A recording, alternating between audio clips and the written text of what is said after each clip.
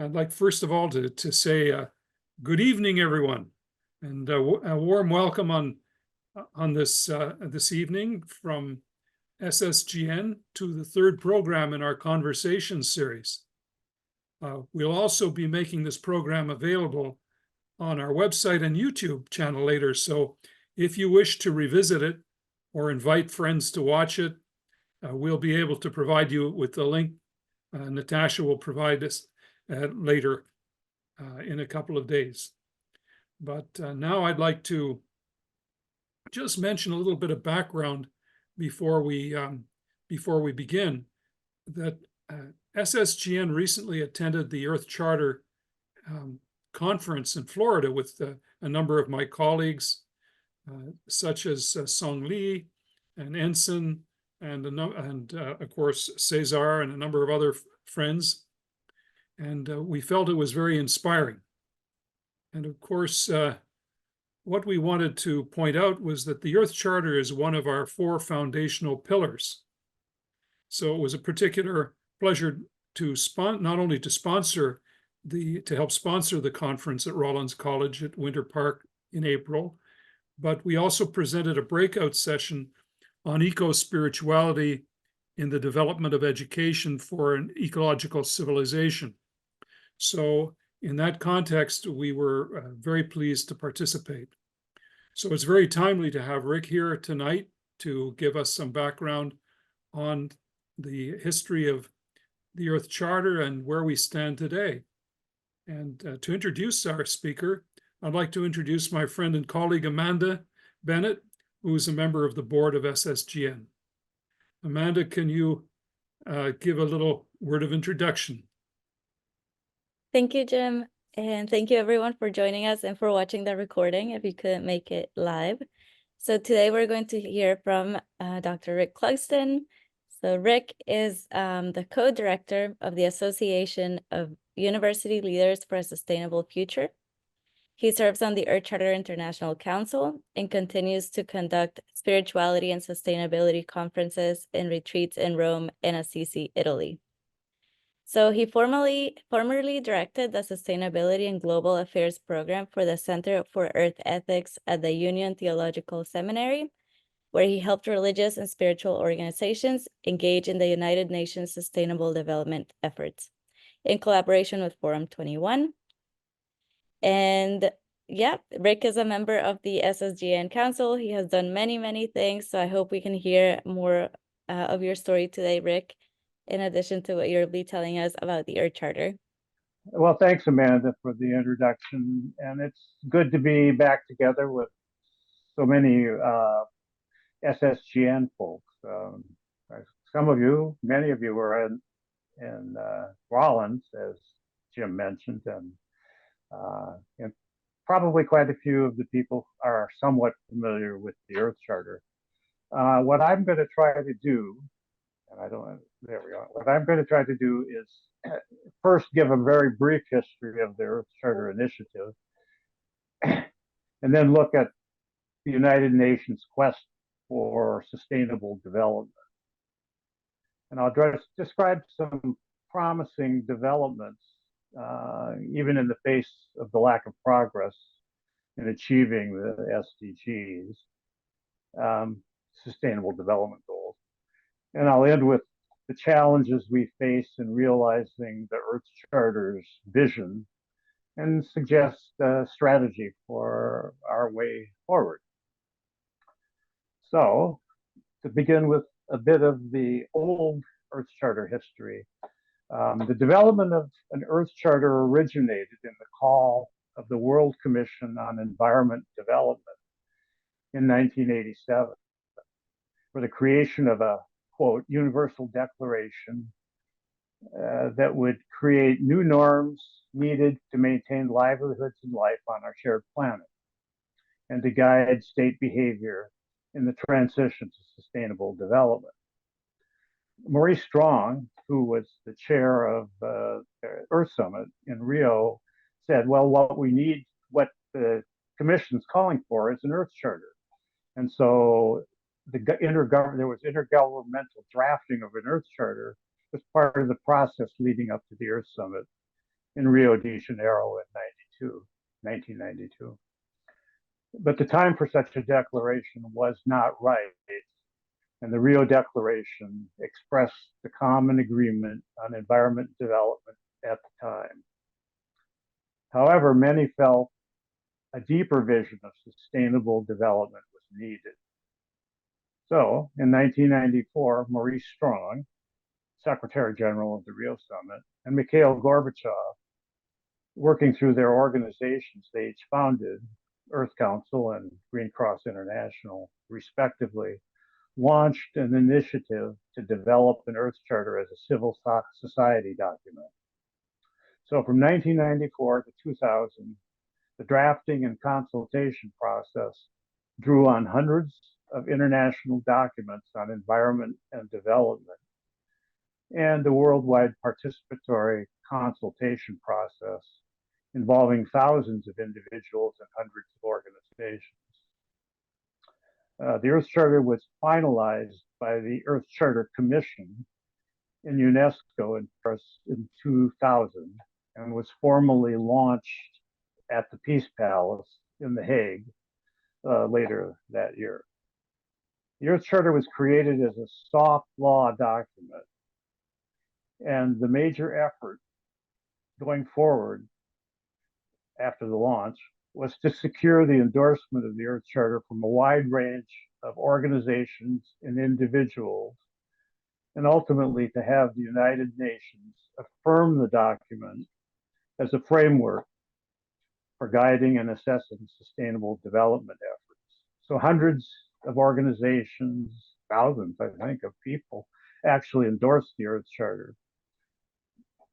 While the United Nations doesn't endorse documents that it doesn't create itself, language from the Earth Charter was included in the outcome document of the 2002 Johannesburg Sustainable Development Conference, which was Rio +10.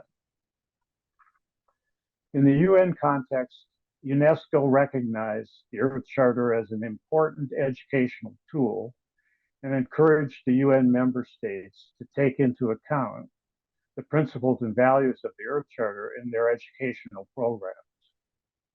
So Miriam Villela and Earth Charter International were designated as the UNESCO Chair for Education for Sustainable Development with the Earth Charter. And Earth Charter International has developed and offered a range of educational programs through the Earth Charter Education Center at the University for Peace in Costa Rica. These online and on-site programs include a certificate program on education for sustainable development, a young leaders course on leadership, sustainability, and ethics, and courses that focus on ethics. The major focus of Earth Charter International is to make these educational offers available to a broader audience. Regarding the UN efforts to achieve the Sustainable Development Goals, Earth Charter International has focused particularly on SDG 4, quality education, with an emphasis on Target 4.7, which really deals with mainstreaming education for sustainable development and global citizenship. 2 months ago, ECI hosted a conference on education for ecological civilizations, which SSGN co-sponsored, and many of you attended. It featured well over 100 plenary and breakout session presentations. For me, the high level of attendance at this in-person gathering was an indicator of the importance of the Earth Charter as a framework for helping students understand the social and environmental challenges we face and the values and principles which will guide us in making the transformation changes needed. The conference also celebrated the founding of Earth Charter International China and explored the Earth Charter's contribution to creating an ecological civilization. Now, for the sustainable development journey. For the past 36 years, actually it began at the same time the Earth Charter did. The United Nations has been bringing together leaders of the 193 member states, as well as leaders of the private sector and civil society, to agree on a sustainable development agenda that would provide for the basic needs, rights, and opportunities for all without undermining the integrity of the ecological systems necessary for sustained human well-being. The major marker events in this sustainable development journey include the 1992 Earth Summit, which adopted Agenda 21 and also adopted 3 conventions, one on climate change, one on biodiversity, and one on forests. In 2000, the Millennium Summit adopted the Millennium Development Goals, there were 8 of them, and they were basically designed to meet the needs of the poorest people on the planet. During the mid-2000s, largely due to the terror attack on the 2 towers and the distraction of everybody away from sustainable development, the pursuit of sustainable development lagged. But it was revived by Latin American countries in the preparation for Rio +20, also in Rio de Janeiro in 2012.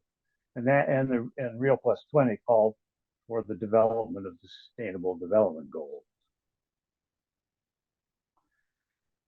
These SDGs would incorporate the unfinished business of the MDGs and add new goals that would address economic, ecological, and governance issues that the MDGs did not address. In September 2015, the 193 UN member states adopted Transforming Our World, the 2030 Agenda for Sustainable Development, with its 17 SDGs and 169 targets.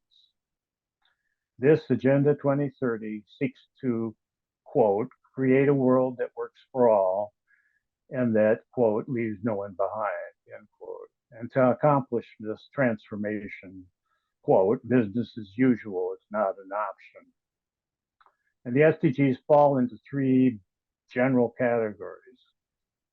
One is providing for everyone's basic needs, eliminating poverty, ensuring food security, good health and education, water and sanitation, energy, gender equality, and decent work for all. That's the SDGs 1 through 8. Secondly, protecting ecological integrity, combating climate change, protecting, restoring, and sustainably using terrestrial and ocean ecosystems. That's the SDGs 13, 14, and 15. And the third is strengthening enabling mechanisms, what will be needed in order to realize those previous SDGs, which includes increasing economic growth and green infrastructure, reducing inequality, promoting sustainable production and consumption, as well as good governance and effective global partnerships. From 2016 to 2030, nations were to voluntarily implement the policies spelled out in Agenda 2030 and to report on their progress each year at the high-level political forum at UN headquarters in New York City.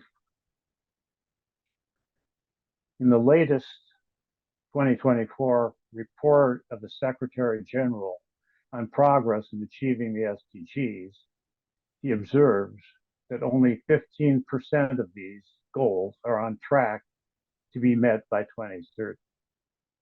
And many are losing ground on the progress they were making before the pandemic. Since Agenda 2030 was adopted in 2015, global ecological and social conditions have deteriorated significantly. The Secretary General and the UN system have become increasingly desperate to get full implementation of the SDGs back on track, largely through the many preparatory activities for the upcoming Summit of the Future, including the Secretary General's policy brief on youth and future generations, which states, quote, more than 10 billion people are projected to be born before the end of this century alone, predominantly in countries that are currently low or middle income. Their welfare or very survival may be permanently compromised by climate change, biodiversity loss, inadequate stewardship of emerging technologies, and poor management of extinction level threats and catastrophic risks to humanity, end quote. His policy brief on transforming education states, our world is faced with a stark and urgent choice between breakdown or breakthrough. By overhauling how we learn, what we learn, when we learn, and where we learn, and by equipping societies with new skills, capacities, and mindsets for a sustainable and just future, we can create the driving force we need to break through to a better future for all. The Transforming Education brief further describes the educational practices that need to change. These include those that perpetuate bias, discrimination, polarization, and harmful gender norms and stereotypes. Others neglect key issues such as climate change or are informed by a narrow materialistic approach and by models based on individualistic accomplishment, competition, a winner-takes-all mentality, and exceptionalism that exacerbate social inequalities and environmental degradation. If the world is to break through to a better future for all, it is essential that education systems better support an urgent shift toward more just, equitable, and sustainable development pathways. So the news isn't all that great in terms of our progress towards a world that works for all. But in this context, there are many promising developments. Facing the global challenges, increasingly many organizations and individuals are recognizing that this breakthrough will require a profound shift in mindsets.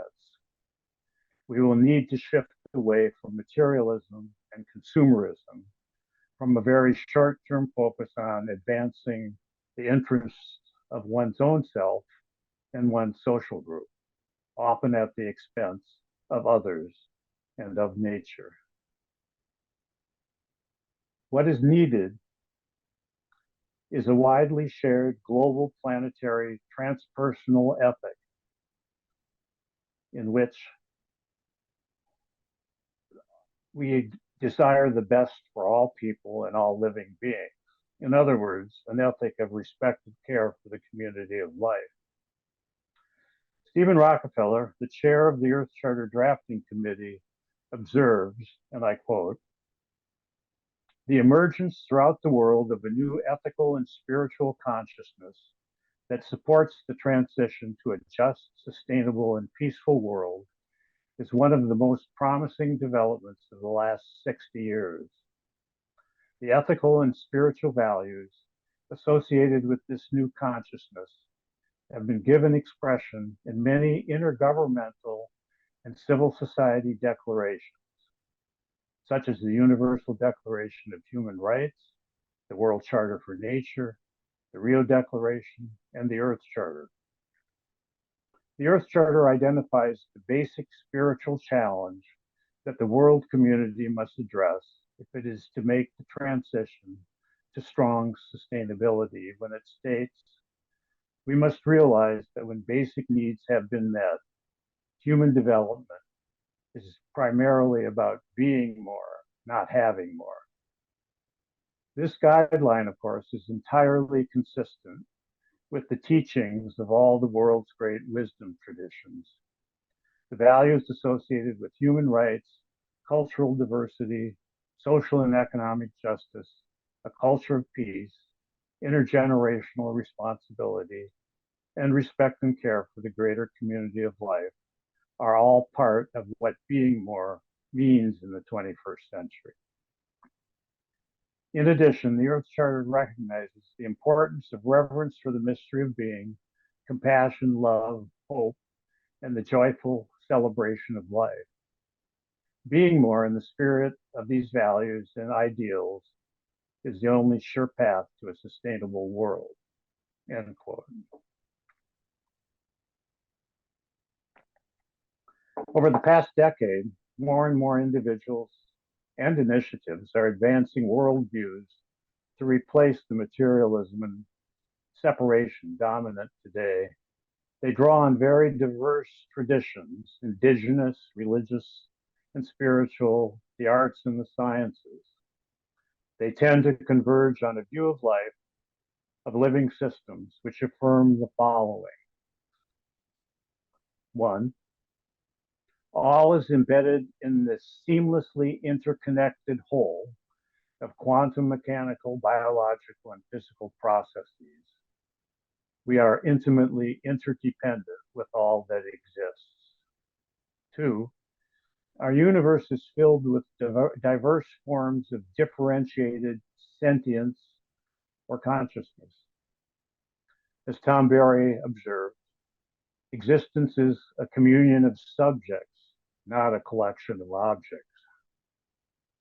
Three, there's a formative directional evolutionary flow toward ever greater diversity, complexity, cooperation, and consciousness.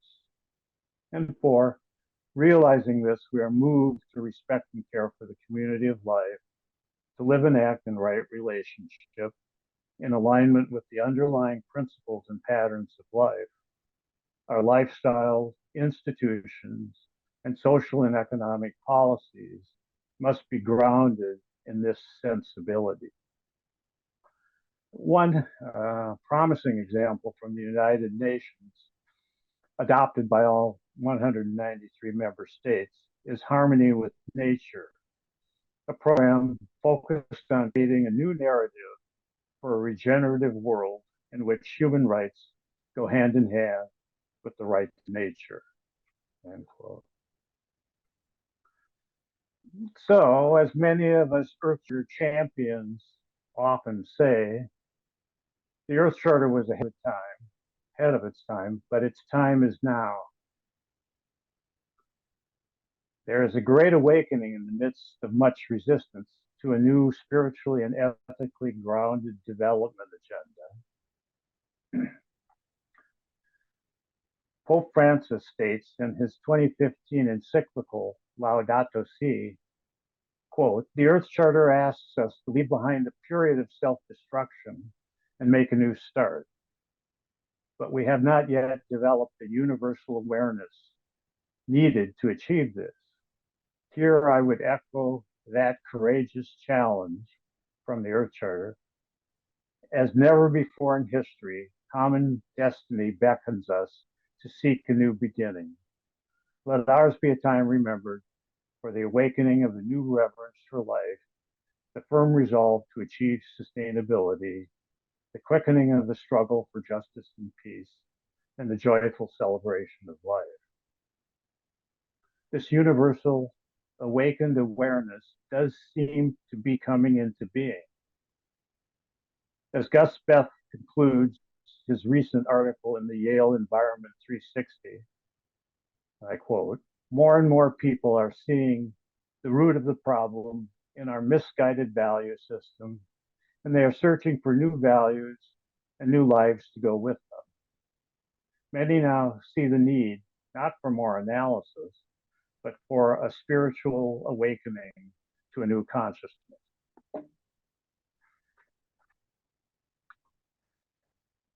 So the Earth Charter was, in many ways, ahead of its time in articulating this view of the world that now, in many ways, is really coming into the fore in the policymaking system. But what is our challenge?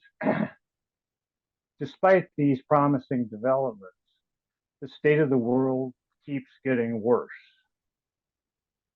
The major obstacles to realizing the Earth Charter vision and to realizing the SDGs lie in the deteriorating conditions and the poor leadership of so many of the UN's 193 member states. Facing the pandemic, increasing violent conflict, more natural, often anthropogenic disasters, economic collapse, and political polarization and authoritarianism, many nations simply lack the capacity and/or the political will to adopt the needed policy and practice reforms.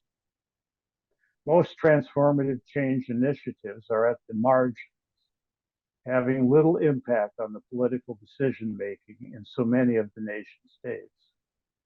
While the UN can bring together the leadership of the member states and facilitate the creation of idealistic agendas, which to care for people on the planet, the UN has few means to enforce compliance with these aspirational commitments.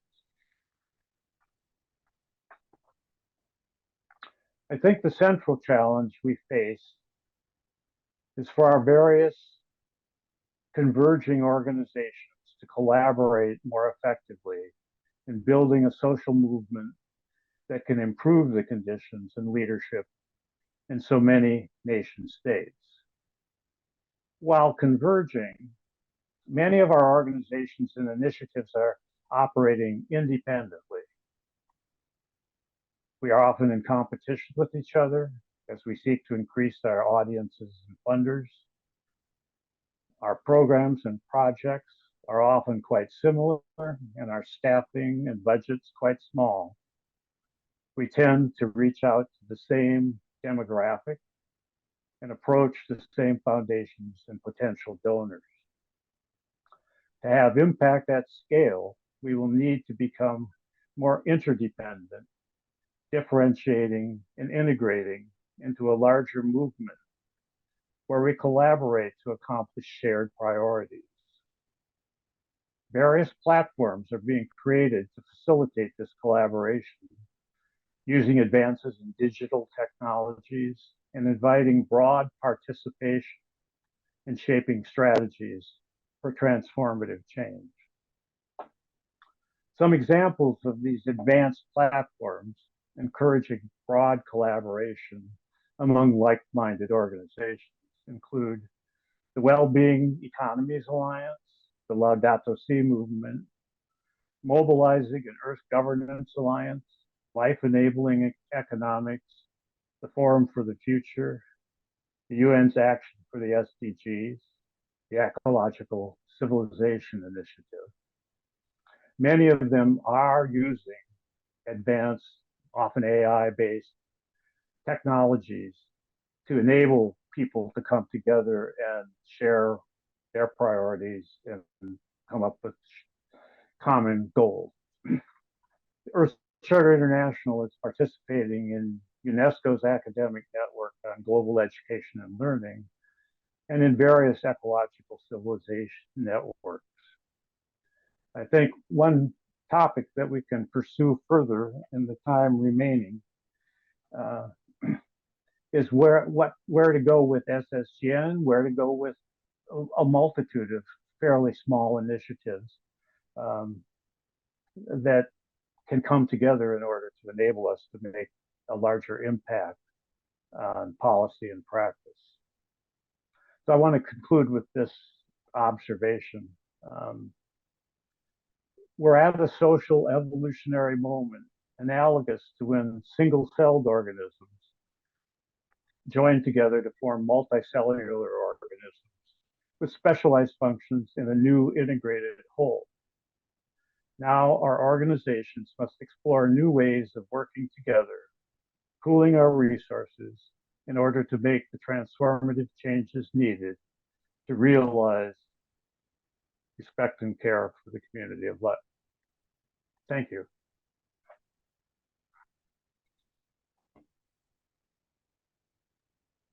Thank you So, so much, Rick. now, you're welcome.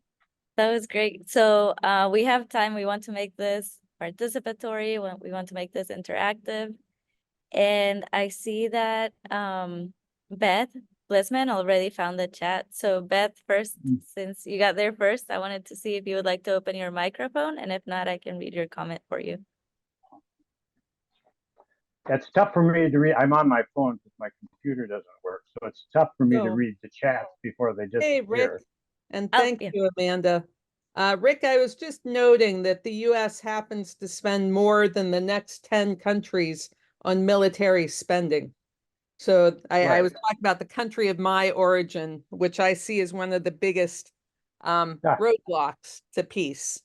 And so I'm just raising the question for those of us who might be based in or born in the US about how we do our own worldview shifting here in the belly of the beast, so to speak. Because truly the US holds undue influence at the UN, even though we probably do give the most in dues. We do. So I would love to get links as well, Rick. And maybe they're up on the SSGN website already. Yes, all those organizations you just talked about, all those platforms. Yeah, or I can give them to you if they're not there. They are amazing what they're doing to actually facilitate collaboration. It's quite remarkable, and even pre-AI, but of course AI enters into it more and more. And I think that's what we'll need. We'll need to be able to come together, join forces, share resources, become a larger organism, so to speak, if we're going to make a real difference. Yeah, and the military budget in the US is going up. Yes. Yeah, and it's not really helping things globally, as we're all seeing. Yeah, and other than catching up with you at the Parliament, I haven't really been staying in touch with what's happening in SSGN. So I'm mainly here out of curiosity to see what's new and what's up. Well, thanks for being here, Beth. Beth, I'd like to say thank you. And we have been, with Maddie, we have been working on updating many aspects of the website. So I think that if you check it out, you'll find a lot of new material. And of course, we'll be glad to add the organizations that Rick has mentioned to the website. I think that's a great idea. Okay, thank you. Thank you, Beth. I see Janet. I saw you raise your hand. I just want to know, what is the website you're talking about? It's the, it's the website for the different organizations. Well, or maybe you're talking about your website. Right. Sorry, Art, go ahead. Well, on the website, we could put it in the chat box so you'll have it, how to reach it. But it also has, as partners to our organization, a number of other organizations that also are resources for the very topics we've been working on and talking about. Okay, so I'll put in the chat box the website link, okay? Yeah, and Amanda has just put the website link in the chat box. Okay, good. Yes, so spirituality-sustainability.net. And Right. you can also Google Spirituality and Sustainability Global Network, and you will find us there. Yes, correct. So spirituality-sustainability.net. Yes. Yes. Thank you. Thank you for asking, Janet. Good. And do you have, I see your hand is raised. Hi, everybody. As some of you may know me, I'm very, how do you say, I pride myself on being a very practical person. But one of the things I think is that I agree with Beth in that we've got to start at home first. And it just seems to me that because all the concerns we have in the Earth Charter are so important, that the only way we will really get this in the public purview is through politics. And I know everybody shies away from politics, but until we find a leader who is strong enough to enter the public arena and raise the issues that we've been discussing over this past year, at least for me, over this past year, it's gonna be a slow process, because the way we're handling it is we're trying to educate our different communities, and it's gonna take, to me, a long time. I know eventually, slow progress is better than no progress. But if we really need to move forward urgently because of the urgency of our world situation, I don't see any other way except somebody going into politics and being that leader who is willing to bring all these issues to the public attention. And I use the word leader because leadership is what we need. True leadership. Somebody who is strong enough and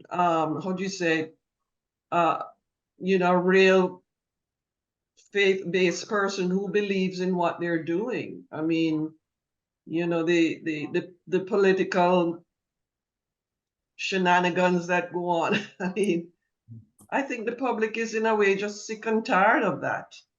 So we're looking for, we meaning as Americans, I think we're looking for that kind of leadership where if the leader stands in front of the nation and says one thing, then that one thing he means it, and it's not, 60 million other different things. I don't know. That's my opinion. Only if somebody's willing to stand up there in the public purview and lead this nation, is going to take forever to get anywhere with the issues we're dealing with. Thank you. Yeah. Well, I think it is ultimately all politics, whether it's local or global. And part of the quest to create a strong social movement is to bring together a critical mass of people. And in the process of doing that, certain leaders, people with the right leadership skills would need to emerge. So we got to figure out ways we can, instead of competing with each other, which a lot of our organizations do, we've got to figure out ways to work together and build something big. Yes, definitely.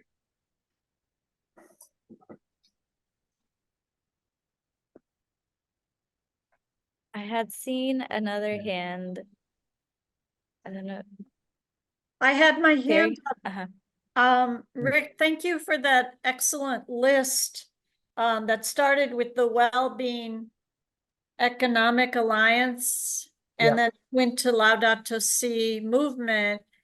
And I've been looking for that list that followed. I didn't capture them all. You want me to? I can say it again.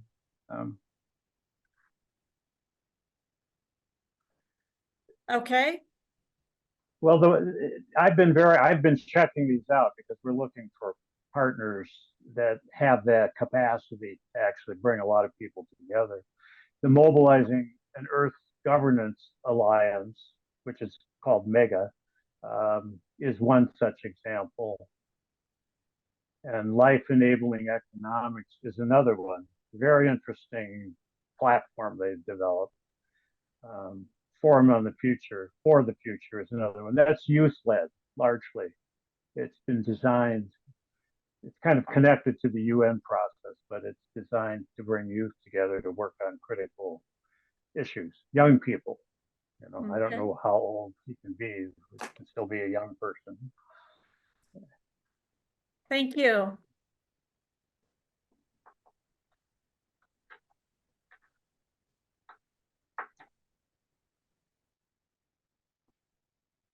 Yeah, thank you, everyone. And that's something we've been talking a lot about in our conversations is how do we get the youth involved? I have a lot of I have been working with the Earth Charter youth movement for a while, and I still consider myself one of those Earth Charter youth. So, and so to answer Rick's question, we would say from the ages of 18 to 35 are these youth that are mobilizing.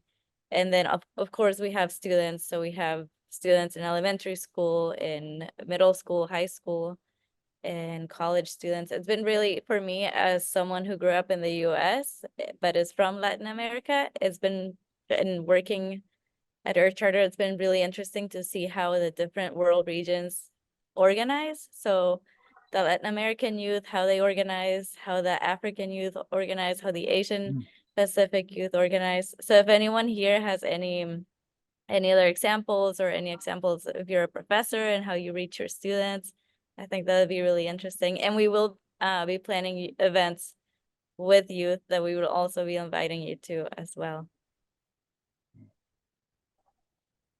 Well, youth and future generations is a huge topic for the Summit of the Future.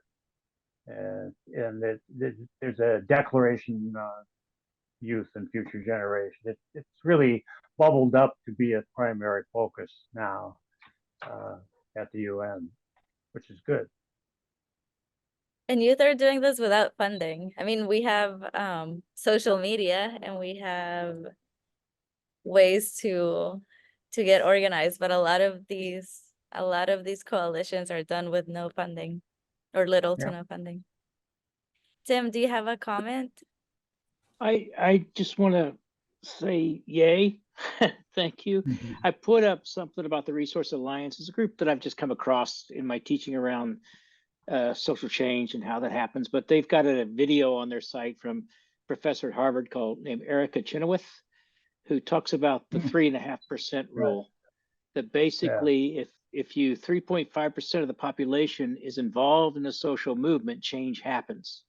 And she's got the data that shows it. So I just wanted to say that we don't have to get everybody. We have to get what Rick was talking about as a critical mass, and it's much smaller than we sometimes imagine.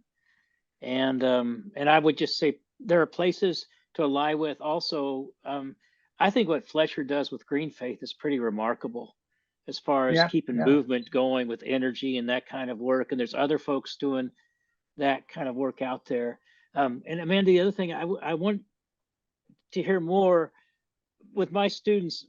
I teach courses on adolescence, youth ministry. I also teach courses on social justice and social change and some other stuff too. And a big thing about what I tell my students over the age of 40 is get out of the way. When you're working with young people, please just get out of the way.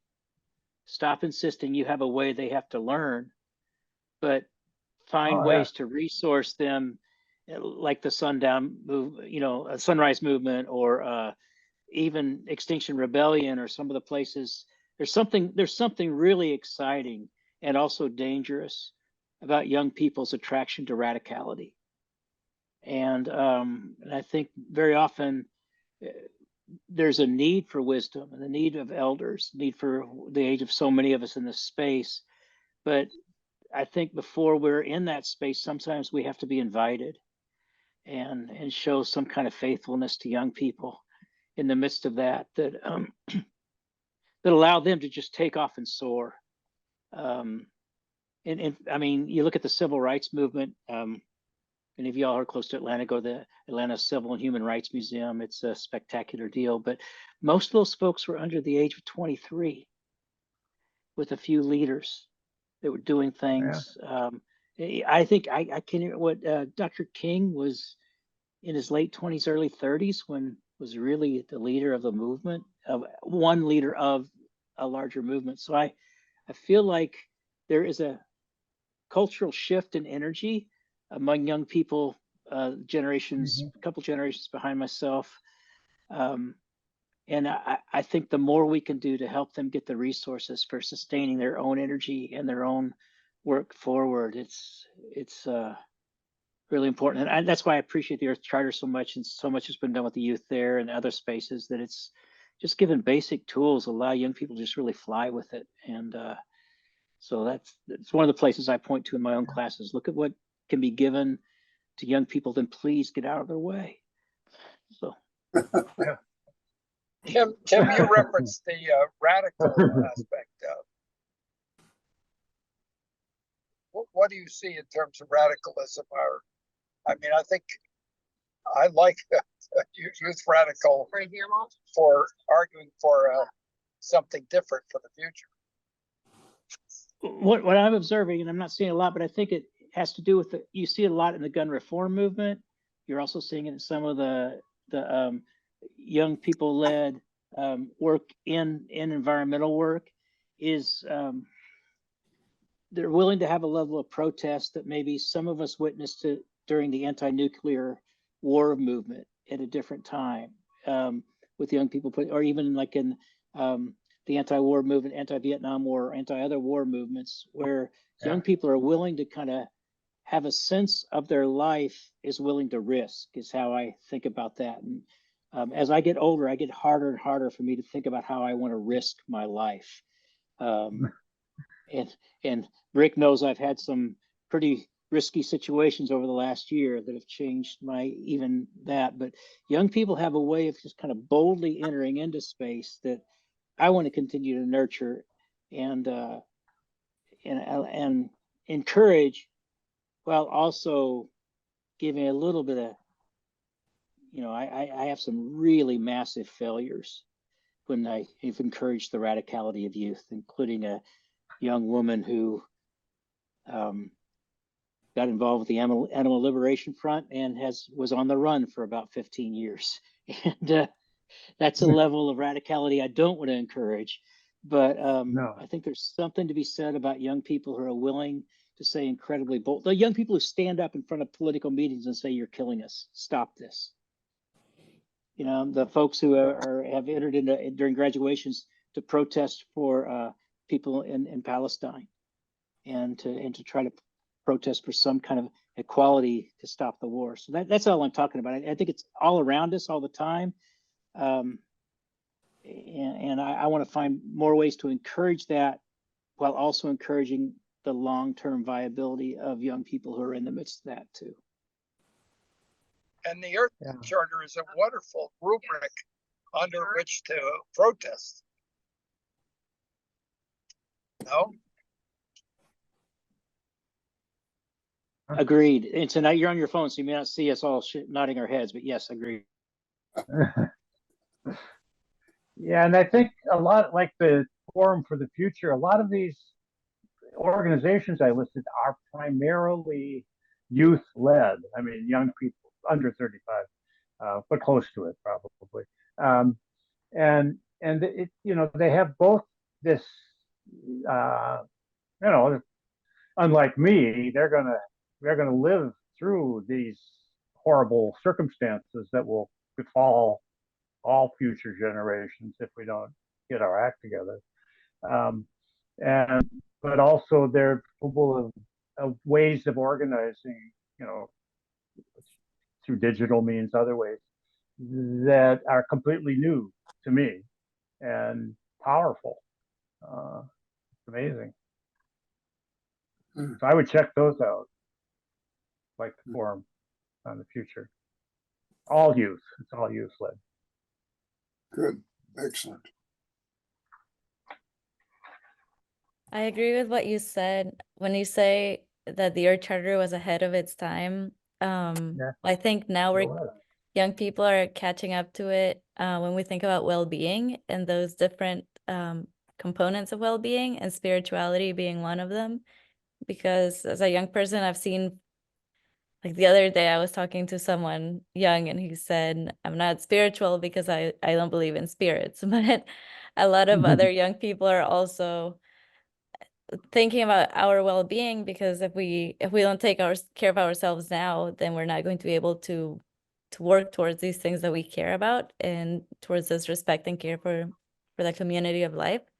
So I would love to hear from you, Rick, like how more about your well-being journey with the Earth Charter and what has kept you going, and and then how young people can nurture that now. And I just wanted to add another movement and another resource that a lot of young people really like when I give these presentations on ethics and environment is the inner development goals.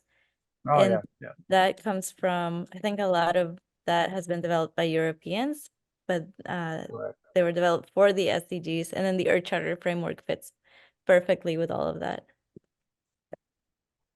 Very good. Inner development.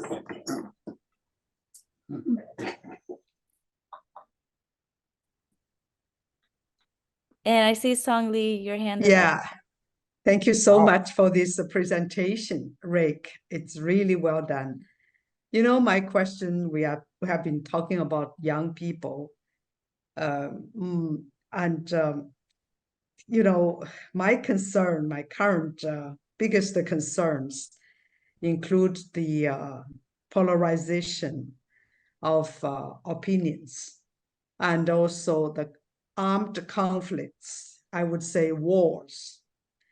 And, you know, and also the other thing is that the age of, Rick mentioned this kind of a deterioration of national leaders.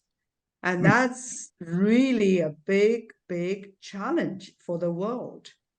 Yeah. Why it's so polarized? Why this conflicts, you know, armed conflicts? And, you know, yet when we think about these, you know, not so good leaders, they are also aged.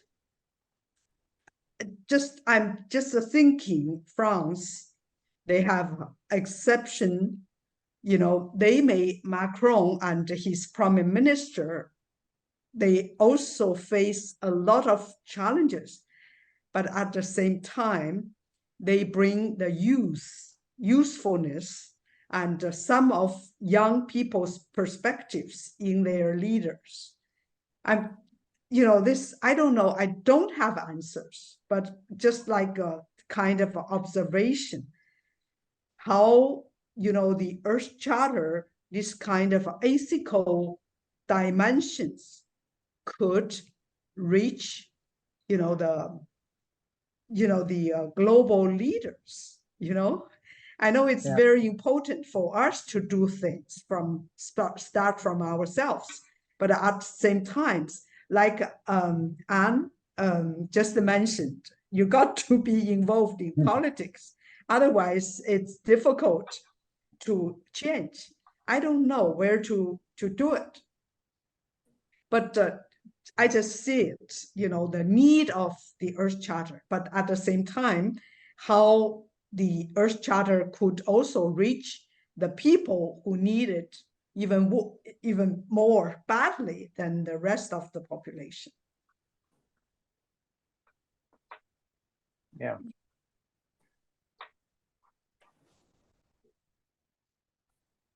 There's been a big effort to get spiritual leaders from diverse religions to articulate a new ethic and a shared ethic. And, you know, it's kind of in the traditions, but it also gets twisted into just being an ethic for one's own in-group, chosen people kind of, and so there's a lot of work to do with different religious leaders.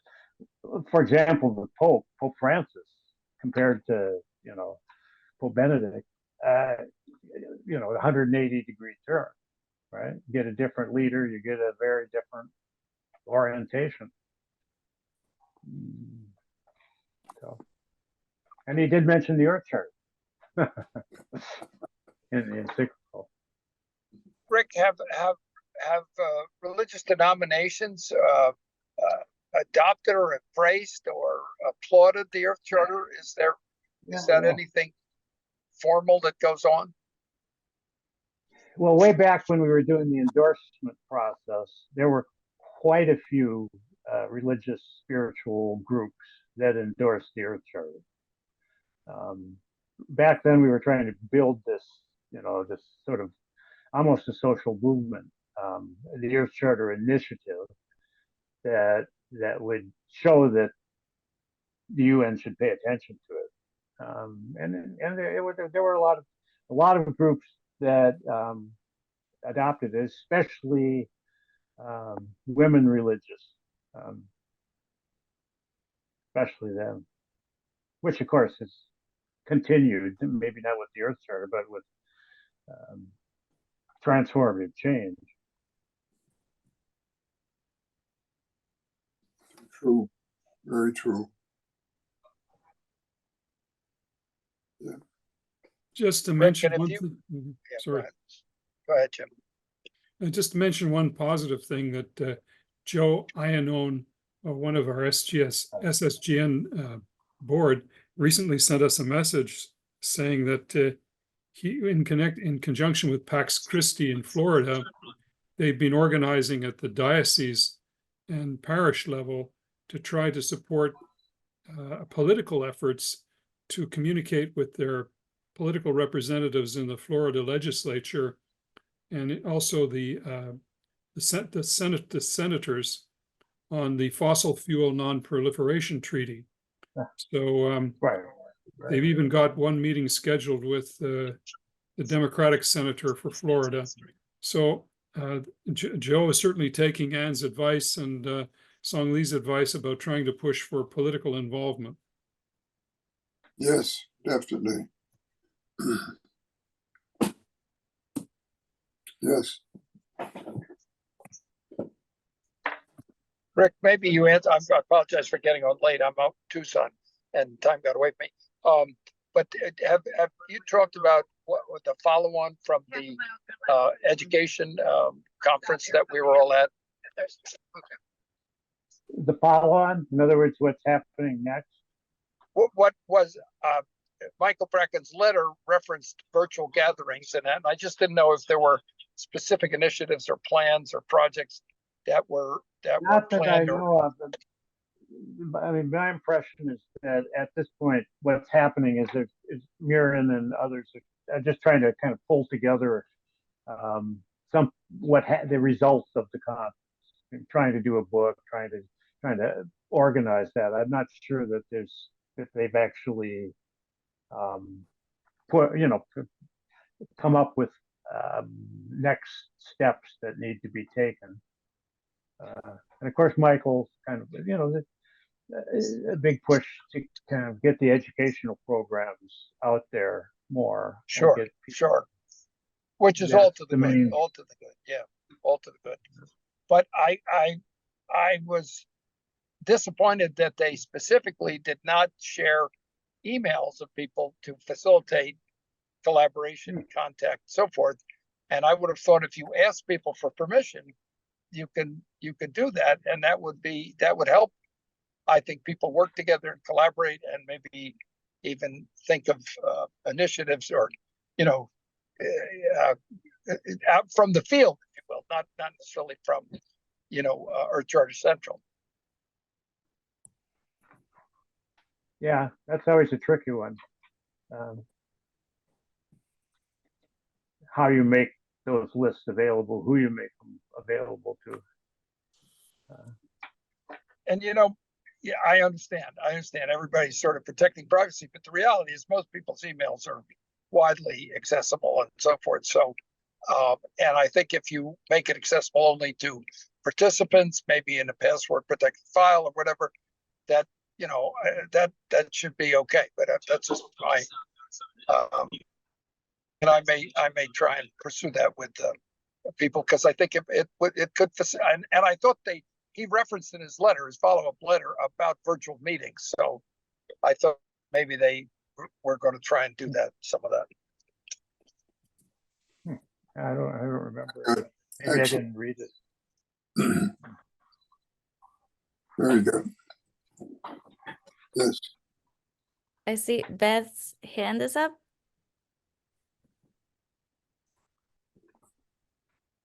Yes, thank you very much, Amanda. If it's okay to move on to a slightly different topic. I appreciate what y'all are doing, my brothers. And I'm going to ask you to stretch. And I've asked this of Ensign before and Rick, and I'll ask it for all of us. And what I mean to say when I stretch our worldviews, I want each of you who has male privilege to think about how you can give it away. As you think about the power that you hold in the society where you are not asked to do all the care work, where you are paid, oftentimes, like, you know, my community just hired a guy a lot younger than me. They're paying him twice what I'm making to be the new executive director while they're cutting funding for their United Nations program.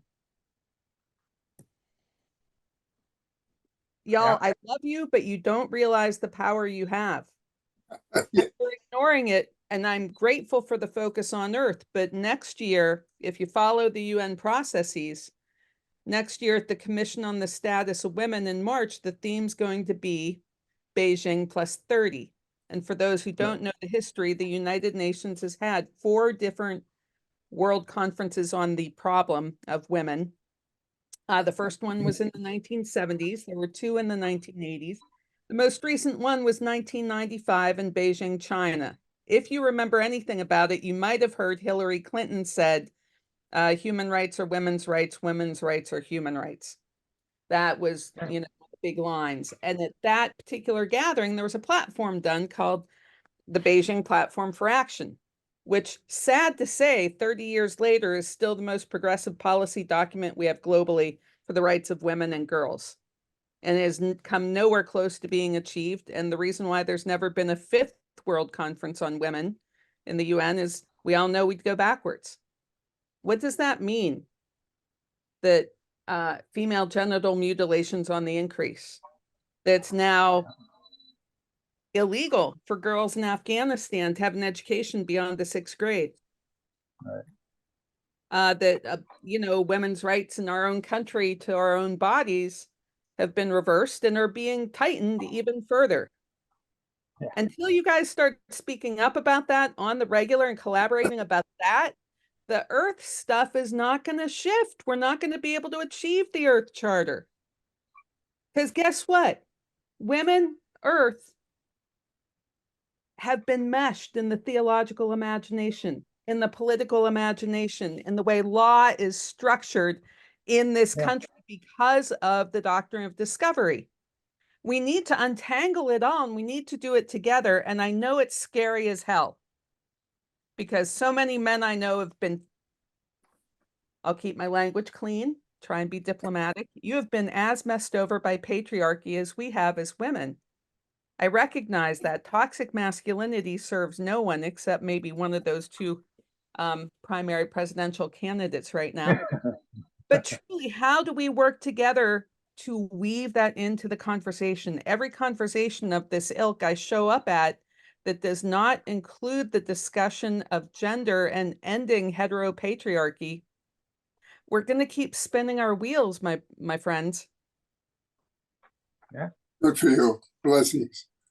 Yeah, and Beth, certainly let's bring that into the conversation, and I'm glad you're here and bringing it up, and I think it'll make us think about that, and we'll ask you to help us. Yes, definitely. A few links into the chat to start with. Maybe Amanda can help get them up onto the website, or whoever your website person is. Sorry, Amanda, didn't want to assume it's you, just because you're the youngest looking person on the screen. I know my ageism shows. It's art. Well, I think it's art. we're the dinosaurs. It's just the alcohol's out. Yeah, we are the dinosaurs. We are. Anyway, Beth is 100% correct, and it's a jolting, a rethinking of our actions and plans and whatnot that we must follow up on. Beth, thank you. Thank you. Sure, Art. Yes, Beth, thanks very much. Thank you all. Rick, of course, if you want to give any closing comments, but if anyone else has a question or a comment, we have been together for over an hour now, so we're going to start wrapping up. Okay.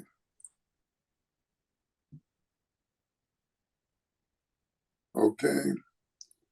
Yeah. Well, I would just say, I mean, it's great to be with you all, and again, I think, however, whatever agenda we establish, we have to do it collectively, and so a lot of I'm it. working on all this stuff. You need to go get the rest of the booze now. But Okay. Well, I'd like to give my So. I'd like to express my sincere thanks to Rick and also to Amanda and to the SSGN board. And my special thanks go out to Natasha, who's assisted us so ably with the operational aspects of the program and making it go smoothly. Thanks very much, Natasha, and for your colleagues' help. So we hope that you'll tune in for our next program. We're going to have the distinguished scholar and author Tim Beale on July 23rd. He'll speak about his very interesting book, When Time is Short. So we hope we will see you all again and your friends and colleagues on July 23rd. So thanks, everyone, and hope you Thanks, have Jim. a nice evening. Thanks again. Thank you. Thank goodbye. you. Thank you.